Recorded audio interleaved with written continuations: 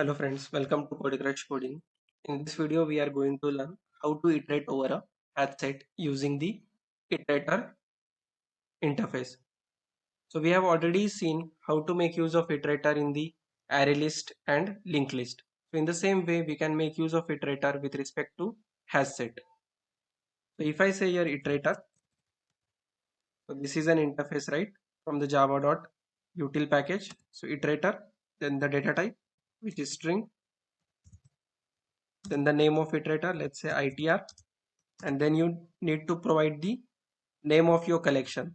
So earlier we have the linked list and array list, so we have provided that name, but in this case we have a set.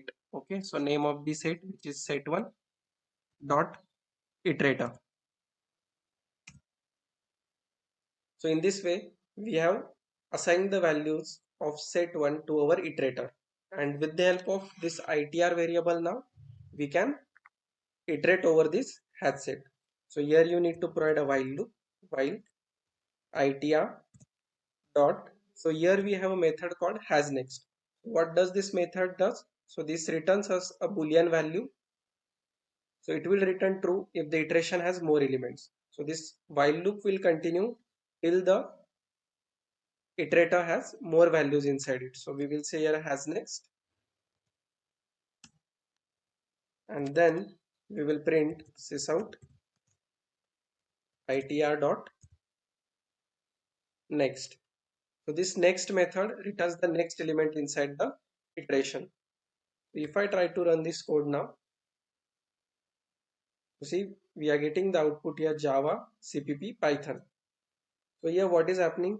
First time we are declaring our hash set, which is of string type, and the name is set1. So we are adding the values inside this set1, Java, Python, CPP, Java. But as it is a set, it will not contain Java twice because it contains only unique elements. So only three elements will be stored inside the hash set, which is Java, Python, and CPP. And now when we are iterating it, we will make use of these two methods, HasNext and next, and these are printing us the value Java, CPP, and Python. So if you have understood the concept of iterator in the previous videos of Arraylist and LinkedList, in the same way you can make use of it. Just you need to provide the name of the collection that you are using. So I hope you have understood the iteration over an hash set using iterator. That's it in this video. We will cover another topics of collection frameworks in the next video. Thank you for watching.